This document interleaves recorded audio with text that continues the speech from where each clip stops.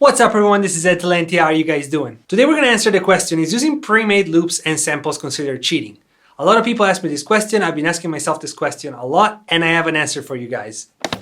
No, it's not. Let's take a step back though, and I'll give you guys some context. When people think about the process of creating music, the first thing that comes to mind is a guy in a room with a computer, maybe with some instruments, just kind of like recording ideas and building a beat or building a song. The truth is that while some people do work exactly like that, there's a variety of other people that create music in many, many different ways. Like there's people that don't even use instruments, there are people that don't even use computers. There are millions of ways to create music, and they're all different and they're all great. In the hip-hop world specifically, we're faced with the concept of sampling. Hip-hop producers since the very beginning of this genre have been taking pieces of music that was pre-recorded by other people before them, and they have been flipping it into new beats, new music. So they take something that existed, they turn it into something new. This process can be as simple as just adding drums and maybe bass to it, and it can be as complex as like hours of work on a sample to try and get it completely unrecognizable and create something completely new. Over the years, along with music, also sampling evolved quite a lot. And we got to the point where a lot of producers started making melodies, like pre-made melodies, for other producers to buy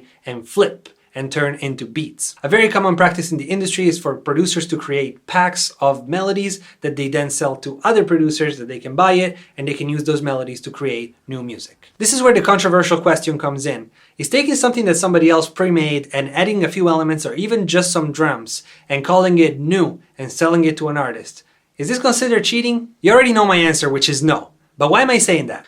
See, the concept of cheating implies that there's a set of rules that someone can break by cheating them. A perfect example for this is sports, right? Whether it's a race, it's a match, whatever it is, there's a set of rules that determine whether you can or cannot do something in that game. If you happen to break one of those rules, you get penalized because you cheated. You basically broke an unwritten promise that you made at the beginning of the game on what not to do, and that everybody agreed on. Music is an art form though, it's not a sport. Music doesn't have any rules that you can break. In fact, it doesn't have any rules at all. There are some things that we consider rules in music, with scales, with music theory, with song structure and stuff like that, but that is just common practice. Those are not universal rules by any means. The only rule or parameter that exists in music and in any art is it satisfying for you, and is it satisfying for the people that it's meant to be used by. It's kind of like very similar to food in a sense. There's a certain set of like common practice, for example, ingredients that we know that go well together, but at the same time, there are no rules. You can do whatever you want. There's no wrong answers. Now imagine if somebody bought a frozen dinner, like a mediocre pre-made meal.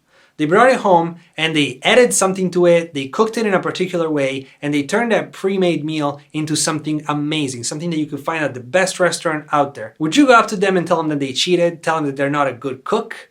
No, you wouldn't. You wouldn't even care. I wouldn't even care. I would just go ahead and ask them if I can go to dinner at their house like 3 times a week. I definitely wouldn't say that they cheated, and I definitely wouldn't judge them for it. So going back to music, this is how Google defines it. Vocal or instrumental sounds, or both combined in such a way as to produce beauty of form, harmony, and expression of emotion. Beauty of form, harmony, expression of emotion, these are all very subjective things. Something that provokes an emotion in me might not move you at all, and something that I find beautiful, you might find disgusting and horrible. These are all very subjective parameters. So if I made a beat using a pre-made loop and it works for me, or it works for the artist that I made it for, who am I really cheating? Am I cheating myself? No, because I am satisfied.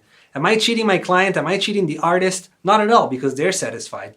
Am I cheating other producers? Not really, because this is not a race, there's no rankings, there's none of that. So who am I really cheating? I think that sampling, using loops, using melodies, all that stuff, it's basically just another tool to make music. As long as you're not stealing these loops from another producer, but you're using them under the conditions that they set, for example, in a sample pack, there's always some terms and conditions. As long as you respect those which were established by the original creator of the samples, you're really not doing anything wrong. If it sounds good, then it's good. You're not losing any respect, you're not losing any clout, simply because there are no real parameters for that. It's all based on like nothing. So if you used a bunch of loop and pre-made melodies and you made a good beat, you made a good beat, and that's the end of it. Alright, I hope this video was interesting and gave you something to think about, some food for thought. In fact, I would really love to start conversations about this in the comments. Let me know what you think about this topic, what your opinions are. If I'm completely off in your opinion, or if you agree with me, it doesn't matter. We're going to talk about it in the comments and it's going to be interesting. Alright, if you enjoyed this video, please don't forget to hit the subscribe button and notification bell. I post videos 3 times a week, Monday, Wednesday, and Friday.